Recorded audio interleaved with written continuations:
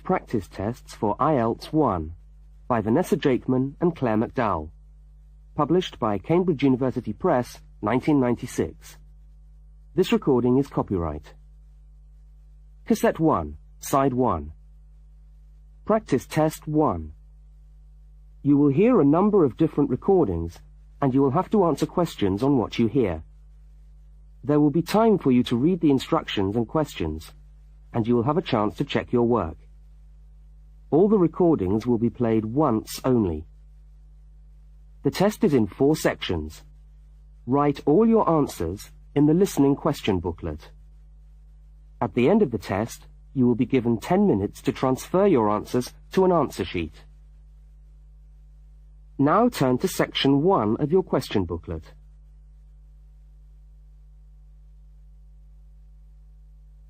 Section 1. You will hear a telephone conversation between a woman and a police officer. First, look at questions 1 to 5. For each of the questions, 4 alternatives are given. Decide which of the alternatives, A, B, C, or D, best fits what you hear on the tape, and circle the appropriate letter.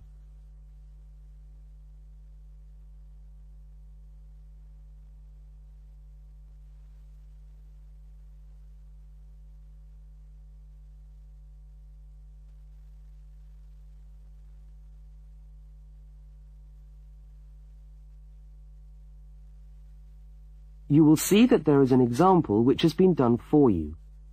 On this occasion only, the conversation relating to the example will be played first.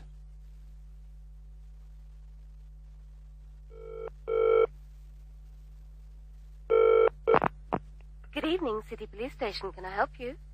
Oh, hello. I'd like to report a stolen briefcase, please. Just a minute and I'll put you through. The woman says she wants to report a stolen briefcase, so A has been circled. Now we shall begin. You should answer the questions as you listen, because you will not hear the recording a second time. Now listen carefully to the first part of the conversation, and answer questions 1 to 5.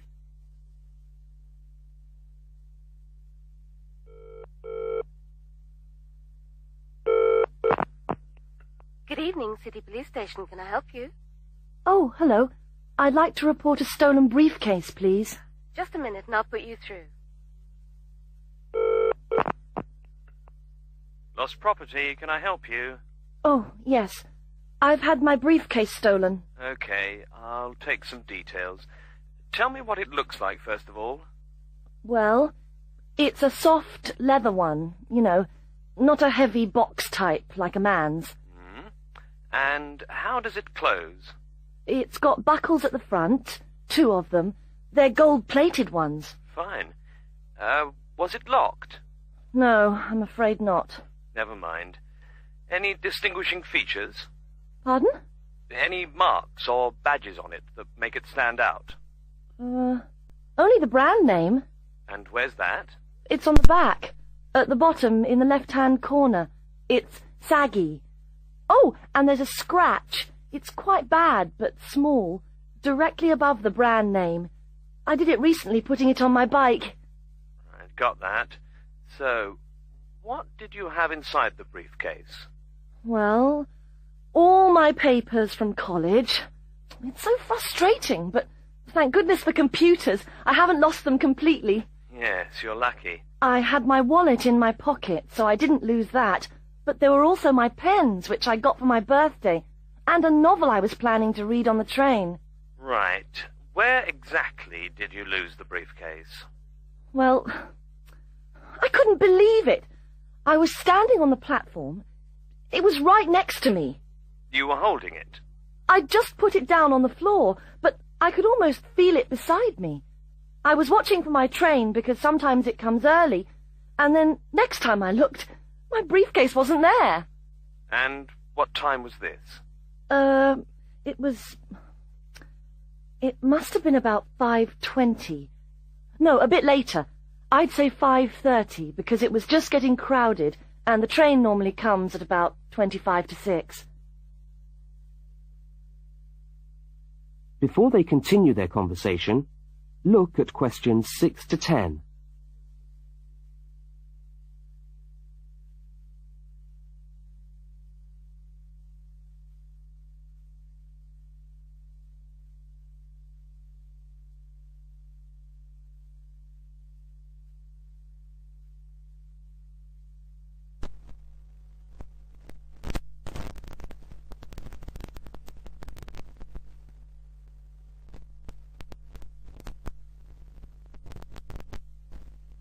As you listen to the rest of the conversation, complete the form by filling in the numbered spaces 6 to 10.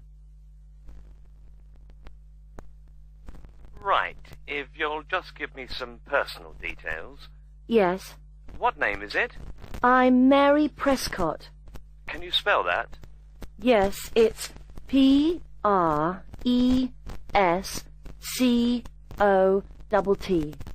And your address? Flat 2, 41 Fountain Road, Canterbury. Fountain Road. Yes, number 41. And have you got a contact telephone number? Yes, it's 752239. 752239. Fine. One last question. What would you say the value of your briefcase is? Including the contents? Yes. Just a rough estimate is fine. I'm not sure. Well, the briefcase itself is quite new. I bought it last month for £40. I suppose about £65. The contents are worth about £20 or £25 at least. That's fine.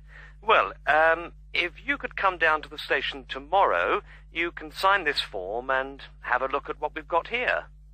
Okay, thanks. Bye. Goodbye.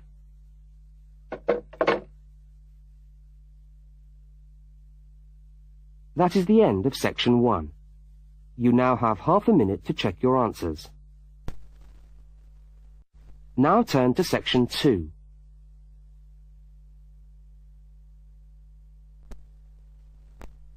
Section 2. You are going to hear a news report from an Australian radio program. First, you have some time to look at questions 11 to 13.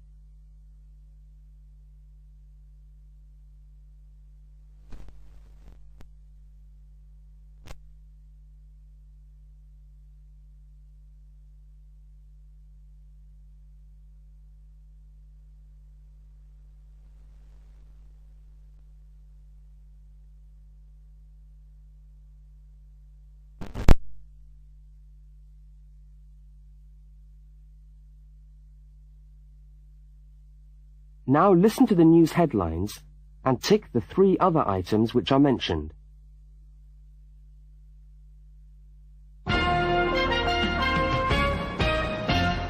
This is the 6 o'clock news for Tuesday the 25th of November. And first the headlines. The Prime Minister has promised to help the drought-stricken farmers in the northern part of the country who haven't seen rain for nearly 2 years. And in Sydney, a group of school children are successfully rescued from a plane which landed in the sea shortly after takeoff. Transport workers are on strike in Melbourne over a pay claim, and the strike looks set to spread to other states. And on a fashionable note, there's to be a new look for the staff of Qantas, Australia's national airline. Now you have some time to look at questions 14 to 21.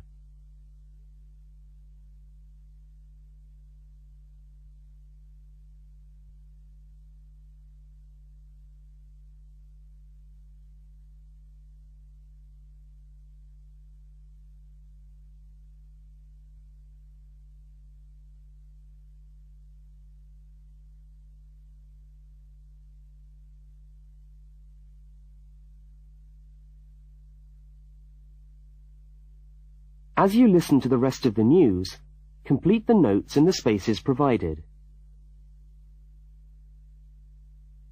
The Prime Minister has pledged today that he will make $250 million available to help the drought-stricken farmers who have not seen rain for years get through the next 5 years.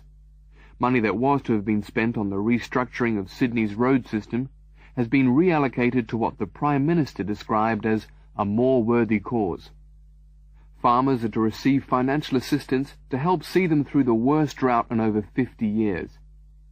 Many farmers feel that while the money is welcome, it has come too late to save them and their farms from financial ruin, and are angry that the government did not act sooner. A group of school children who were travelling in a privately chartered aeroplane from Sydney to Queensland to take part in a musical concert found themselves swimming for the shore when their aeroplane had to land in the sea just 3 minutes after taking off from Sydney Airport.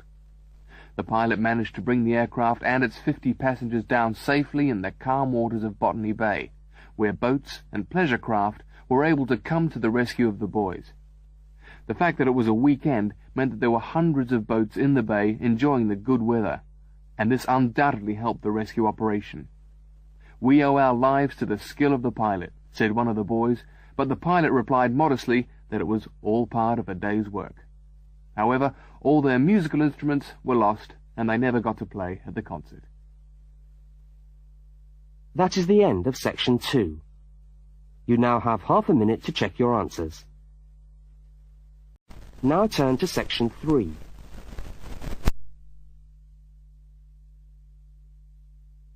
Section 3. In this section, you will hear a conversation between a university student and a university lecturer. Look at questions 22 to 25. For each of the questions, 4 alternatives are given. Decide which of the alternatives best fits what you hear on the tape and circle the appropriate letter.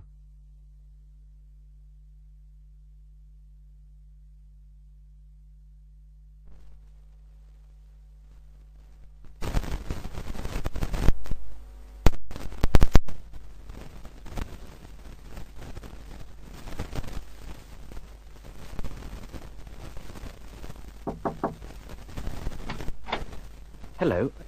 Can I come in? Oh, yes, come in. How can I help you? I was looking for the economics office. I've been all over the arts faculty building looking for it, but I could only find the School of Accounting and Economic History. Is this the right place? Yes, this is the School of Economics. Oh, good. I'm a new student, and I was wondering if someone could give me some information. Well, I might be able to help. I lecture on that program. What do you need to know? Well, quite a few things, actually. Firstly, how many lectures a week do I have to attend? Well, the Economics 1 course is a double unit. So there are 2 lectures a week and 1 tutorial. Oh. The lectures are scheduled for Tuesday and Thursday. What time? Let me see. You know, this information is all in the handout, which you should have received yesterday at the orientation meeting. Oh, was there a meeting yesterday? I didn't know about that.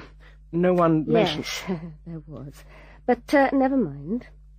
Now, lectures are at 4 in the afternoon. Ooh, 4's a bit late. I've got a part-time job that starts at 4:30. Well, you can't be in 2 places at once, can you? And attendance at lectures is necessary. We expect at least 90% attendance at this university, you know. 90%? That's high. Do they enforce that rule? Yes, we do. We're pretty strict about it, actually. And what times have been set down for the tutorials? Do you have that information? That's a very well-attended course, so there's a number of tutorial times. Monday, Wednesday, and Friday, all at 9 o'clock. Yours will be allocated at the first lecture. Can't I choose the time? Maybe, maybe not. You'll have to talk to the lecturer on the course. Dr. Roberts is his name. Oh, okay. Now look at questions 26 to 31.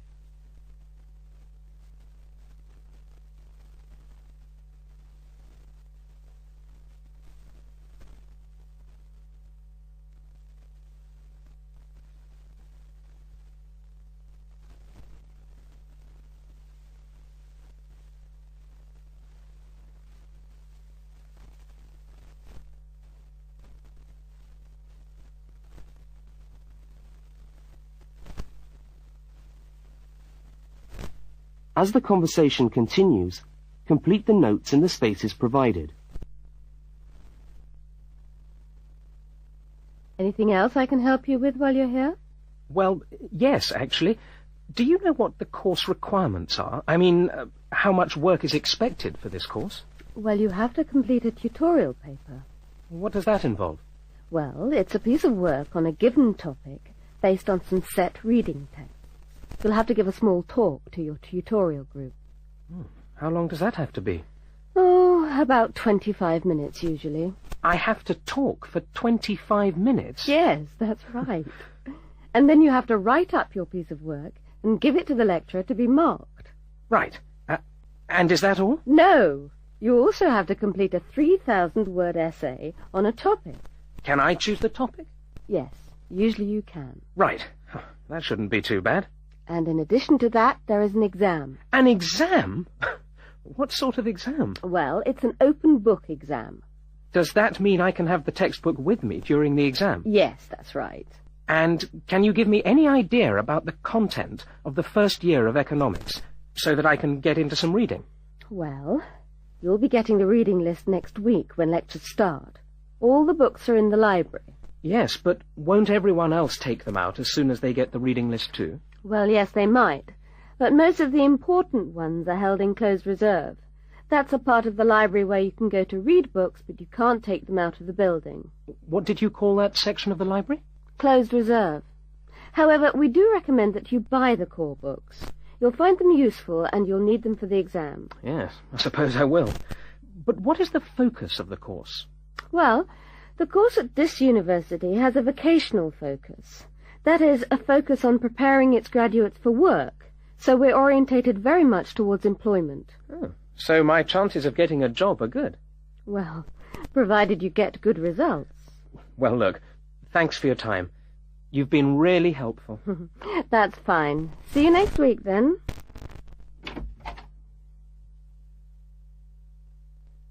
That is the end of section 3. You now have half a minute to check your answers. Now turn to section 4. Section 4. You will hear a talk given by a university lecturer about the structure of the university. First, look at questions 32 to 36.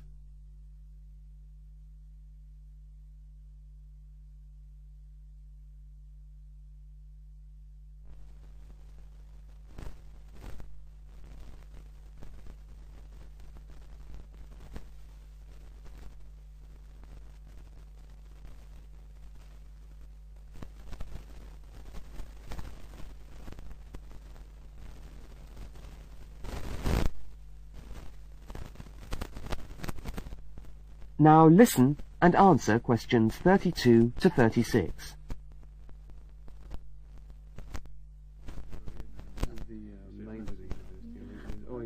Good morning and welcome to the University of Westlands. My name is Marcia Mayhew and I'm the coordinator of the Bachelor of Social Science degree. This morning I'd like to tell you about the structure of the university and about some of the requirements of the degree that you're about to enter. The Bachelor of Social Science is in one faculty within the university. That is the faculty where I work, known as Arts and Social Sciences. Here on this campus we also have the faculties of Architecture, Law and Science and Technology, among others. It's important to know something about the structure of the faculty because as you go through your course, you may need to call on members of the staff to help you. At the top of the faculty, we have a dean, and below the dean, we have 3 divisions. Each division has a divisional head, and your degree is located in the Division of Social Sciences. Within each of the divisions, there are the departments, and each of these offers the different degrees. For instance, 2 of the departments which offer the major subjects for your award are sociology and psychology. Each has a departmental head, but for practical purposes, the people you are going to see the most of are myself as coordinator of the Social Sciences degree and the actual lecturers who are teaching the subjects that you are taking. For instance, in the first semester, you'll be doing 4 subjects: psychology, sociology, history, and economics. If you have any problems or difficulties, not that I'm anticipating you will, but you never know, then you should go and see your lecturers. For instance, you may find that you can't meet a deadline for an essay, or perhaps you're having problems with attendance. These seem to be the 2 most common problems that students face.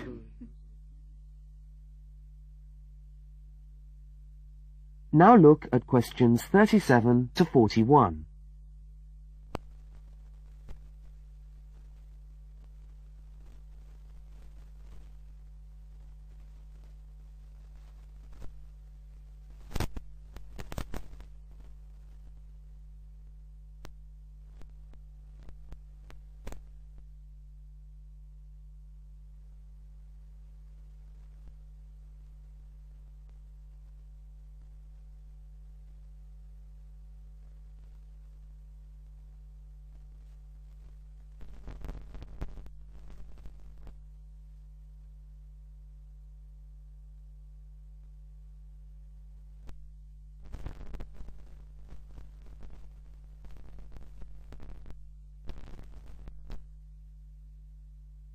As you listen to the rest of the talk, answer the questions 37 to 41. If your lecturers are unavailable, you can always come and see me in my office. I'm available on Wednesday and Thursday mornings and on Friday afternoons. Outside these hours, perhaps you could ring the secretary and make an appointment. Now, you'll note that all of the subjects which you undertake in the first year are composed of lectures and tutorials.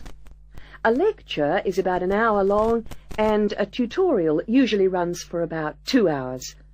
A lecture is rather like what I'm doing now, where one person will talk to all of you together on a subject. Now, we do ask you to try to attend the lectures. A tutorial is perhaps where most of the learning occurs at a university.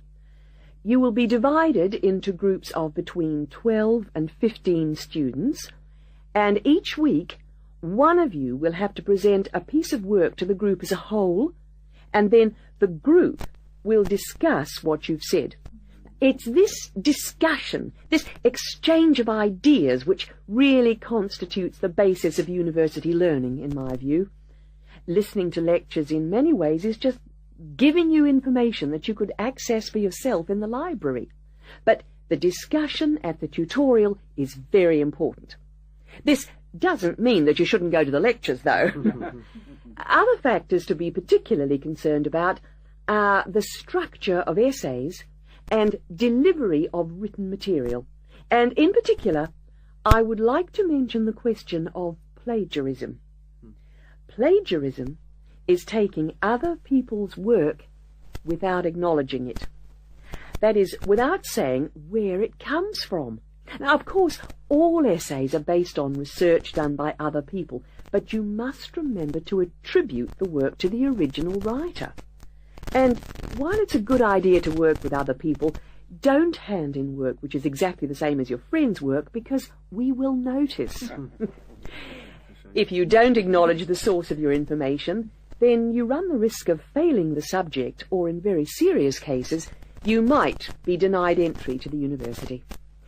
Last but not least, stay in touch with us.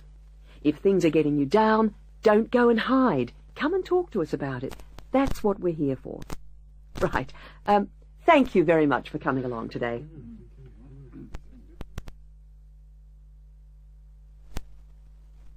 That is the end of section 4. You now have half a minute to check your answers.